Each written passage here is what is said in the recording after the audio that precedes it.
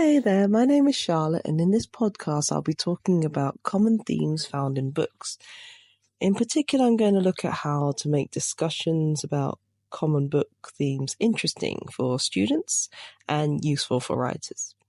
And so if you haven't heard my podcast before, my name is Charlotte. I have experience working in a nursery school from the ages of 0 to 4, and I now work in a primary school as a Year 2 teacher in London.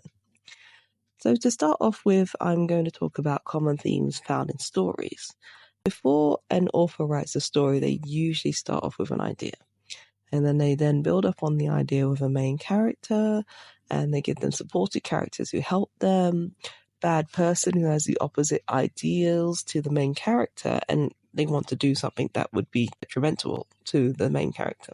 Then the story moves on to how the main character resolves the issues and how they can become victorious by the end of the book. And once the author has their main idea set out, then they can flesh it out with the themes that can go alongside the main theme.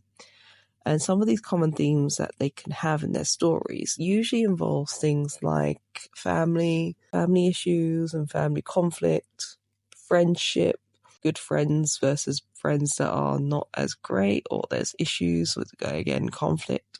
Romance, such as love interests. There might be love triangles in the story between three people, and relationships, whether they be good or bad. There's also themes of conflict, such as war and peace, and good versus bad, hero versus villain, and so on. There's themes of life and death, themes of power, and free will versus determinism. So how can we make these common themes interesting for students? Well, the answer to that is actually, it's already being done already. If you pick up any book and you look through it, you can find at least one or two themes that creates the main plot line. You just read the blurb at the back of the book and it tells you the issue. It tells you who the characters are and basically the events that's happening in their lives and why it's a big deal to them. And then after you have the main plot line, there's always the additional 2 or 3 themes that are secondary.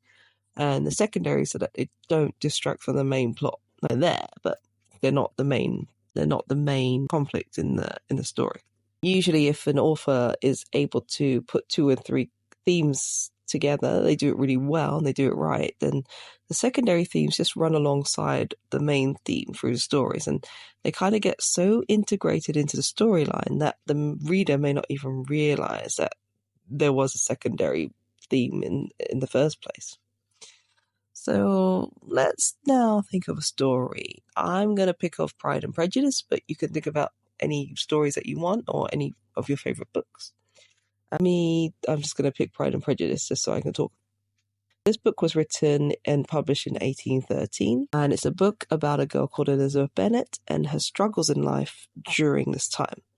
So she's trying to navigate through love, life, friends, family, and society. Already there, we have 5 different themes just running through the story. The main theme of the story is the love story, and it's the love story between her and Mr. Darcy. And then the story is, will they get together? Won't they get together? Alongside that, we have Elizabeth's family, and the question becomes, will Elizabeth's family get in the way of them? Will society stop them, prevent them from being together? And then her own fighting with herself, her life.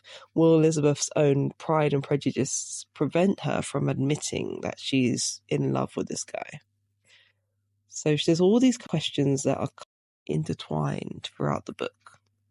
And even though the story was written in 1813, it was written quite a while ago, words and phrases through the book can be seen as archaic or old, but that does not mean that the story itself is not relevant. This type of story can still be relevant now in the 21st century. The story has lots of drama in it. It's a love story about people falling in love and out of love and being together or not being together. But it also is quite nice because Jane Austen was able to intertwine so many different characters in her book and allow all of these different characters to go on their own separate journeys and all their different journeys. And I think when you read the story, these journeys are things that other people can relate to at different points in their life or different times in their life. And they can relate to it even now in this day and age, in the 21st century. It's dealing with their love for each other, dealing with their love for their family, being in love with boys and girls and society. And that's still very relevant in today's world. The only thing is, it's written in the 1800s. That's all. And to make it more interesting and relevant, this story has been turned into mini TV series and movies to keep it relevant, to keep it current. You can check the IMDb website for this. Just check the different ways that it's been revamped basically and remade. So it's been told over and over again. If I'm being honest, I actually personally liked the movie. I watched the 2005 movie, which had Keira Knightley starring as Elizabeth Bennet, and I think it was Matthew McFadyen as Miss Darcy. And watching the movie actually helped me to make sense of the story because the actors were playing it out and they were showing thoughts and feelings of the characters at the time. Sometimes it's better to just see the action. It's better to see the story acted out.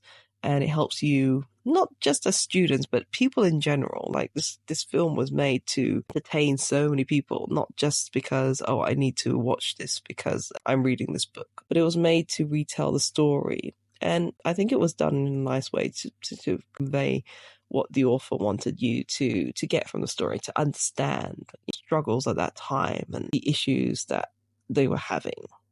Not just movies and TV shows, you can also have it as a theatre play. William Shakespeare's stories are still done through theatre. For example, Julius Caesar. Granted, it may not have been on the movie screens, but it's been played out in theatre and it's being given a live performance that the actors can go through and convey the story to others. And it's still a story about betrayal, again, love in there, drama, there's fighting. And watching it is actually nicer to get to the grips of the story and to feel the emotion from the actors and to see their faces, to see their actions. But it still lets you understand what the author's story is all about and you can see what the book's trying to convey. So how can we make these common themes useful for writers? As I mentioned before, these common themes are always being used by authors. They are useful for writers because they can pick one main theme and then they can just include the others throughout the story. They can intertwine them. And these themes that I've talked about are ones that are used over and over again because they're based on human nature. The themes are relevant to our daily lives, and that's why they're common. People can relate to the story, they can relate to the character, and they can understand why things are happening. The only differences in stories, I find, are the characters and their settings and where they are, where they live, for example. It can be in a different country. It can be based in a parallel universe. It can be in a world where magic is real, or it could be set in the past, or it could be set in the future, and so on. Apart from these kind of differences, the stories basically show nature of humans and nature of the world around them. And it's humans and their fight for survival. It's fight for their love, or fight for their family, or fight for the justice, and so on. And these kind of things are understood by all human beings. So they're because they're the fundamental things to our lives, and they are relevant all the time. There's never a time where love hasn't been relevant, or family hasn't been relevant, or conflict and war and justice and good versus evil. They're always there. So how does all of this make our discussions about common book themes interesting for students? So overall, if you can find a good book and you read it and you're really into it, it's good because you're interested in the character, you're interested in the themes, you're interested in the plot. You feel emotionally drawn to it and you feel empathy for the characters. The author's also written the book in such a way that it makes you want to know what happens to the characters. You want to know what's going to happen to the main character. You want to find out will they get the happy ending. You want to find out what will happen to their friends and family. You're invested in the story. You want to know how does the situation get resolved. You want to know what happens to the bad people and why do things happen the way they do and so on. And once you read the story and you get this emotional connection to the characters in the book, then you can start to have discussions with other people who also were moved by the story, other people who also were emotionally invested, other people who also wanted to find out the same kind of questions that you did. And this is how discussions just naturally occur between two people. They start talking about the book, they talk about the characters, they talk about the events of the story, and they talk about their thoughts and feelings about it. Take a moment now to think of a time when you and your friend had difference of opinion about something. Maybe something that happened in a book or a TV series that you're watching or a movie. And then you both start arguing about who's right and who's wrong. And you all go argue about like which characters are your favorite and why. And then you both have opinions about why a character had to suffer something or didn't have to suffer something for some reason. Because both of you have gotten so emotionally involved with the characters and so involved in the storyline, you already just naturally start having discussions about the book, the story, the themes, and everything that the author has written about. And that's basically it. Once you get involved, once you have that emotional investment, you're invested now, you want to find out about these characters and you care about. And once you've got that, then discussions just come naturally because you all want to talk about your thoughts and feelings. You want to talk about the book. You want to discuss things with someone. You want to voice your opinions, voice your thoughts. And I think overall that's basically it. These common themes are always there. They're always running through books. They're always interesting. I don't think there's ever a time where you can't not be interested in whether two people get together or they don't get together.